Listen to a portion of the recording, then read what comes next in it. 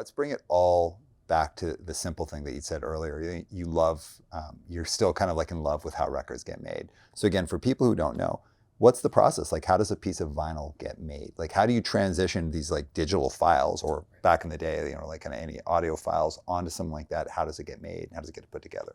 I'll do my best to have a relatively simplified version of that because I can go on and on. But so with the digital audio, we're translating the digital waveform. And you look at that on a computer screen and it looks like sound, right? It has that kind of waveform.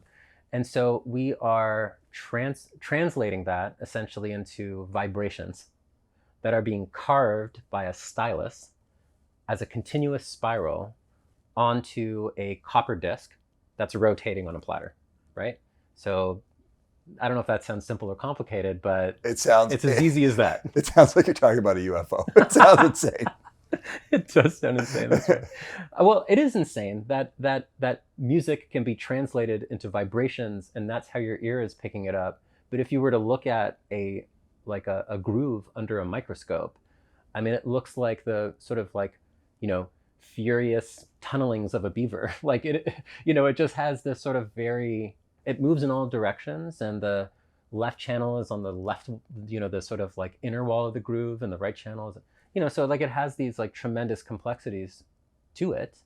But that's essentially distilled into, you know, what it is, which is like vibrations being etched onto a surface. So now you have your master, and the master, you know, we call it a CU plate.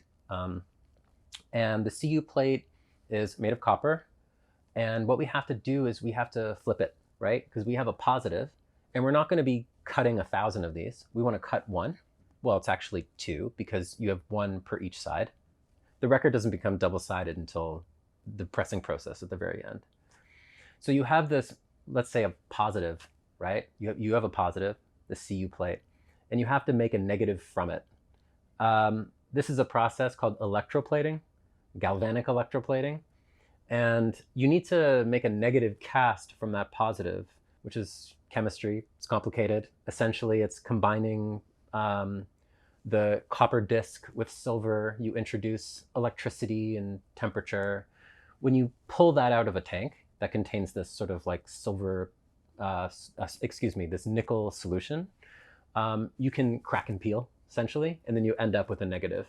So you're pulling a negative away from the positive. It separates, and the negative now has your groove, but poking outwards as ridges instead of being in the disc, right, as a groove. So you have that for top and bottom, your A side, your B side, and that's your music, right? Your music is now reversed, and it's going to be pressed, record pressing, it's going to be pressed into the PVC, the polyvinyl chloride material, that we melt down into what we call a puck.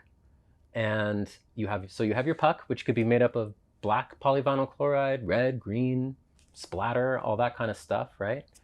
So you have your color, your effect combination on the puck.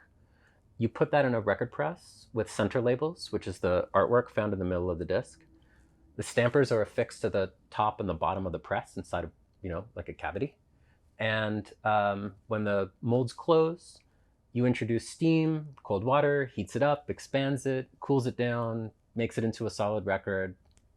When the mold's open, you have a little knife that trims the edge. Voila, one record, and then do that 500 times, 1,000 times. Who figured that out? I don't know. That's like the craziest the struggle thing. Involved in being like, okay, now all I need is electroplating. What is that, and how do I invent it? Yeah. Like, people are like astounding what they'll figure out. But going further into this, like this process in some version of it, like whatever it is, I mean, it's been around for a long time. I believe vinyl is the longest running format of something for the general public that they could purchase out of any kind of format of music outside of, I guess, like live music. I think it's the longest running format ever of something that you could take home. Yeah, that's true. And own personally. It went through such a dip and then came back and is so huge now.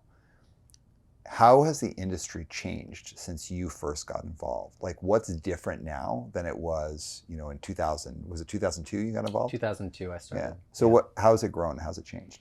I mean, back when we were making records in the early 2000s, you're absolutely right, to say like you could find any plant and they'd be hungry for the work because the demand was very small. I mean, it was more or less made up of a few kind of niche, let's say, not to sort of diminish it, but let's say like kind of subgenres, right? Like I think of hardcore, if you're in a hardcore band, making a 7-inch is almost like a rite of passage, it's what the fans expect. It's part of the culture. So there were other cultures of music that were participating in it. And as you point out, not major labels to any meaningful extent. And when the major labels became interested in it again, it had a positive and negative kind of bend to it, right? Because I remember one of the printers that we used back in the same days in the early 2000s made this comment to me, "Oh, well, you and I know no one's retiring off of vinyl." And I laughed about it, and he was right for that time period. And that comment stuck with me because it made me wonder how, what the longevity would be, right? And people over the years have wondered, is this a bubble? And I think the introduction of major labels back into the supply chain have caused people to ask that question again. Yeah, I would say the changes throughout the years are that whole movement, right?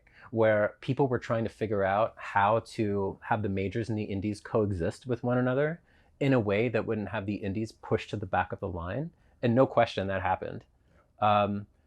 My small company dealing with indies almost exclusively in the 2000s, I felt very sore about that because I'd be talking to bands and labels who were people in my community who were hurt by it, right? Because they couldn't afford to keep their label running. So that was a big period, a big point of contention for a long time, right? How do the indies and majors coexist? And it was really just an answer of capacity. Capacity became the buzzword of the last 5 years. Who's got capacity, right? Which really meant who has enough record presses to sustain majors and indies, or were you only going to have capacity for the indies or just capacity for the majors, right? There was a long period of wrestling with that. I feel like that's been mostly resolved now, actually, through plants like ours, where we have enough presses where the two can peacefully coexist and they never intersect with one another. Capacity has now become another sort of question mark in this day and age where things are competitive again. Is there too much capacity, right?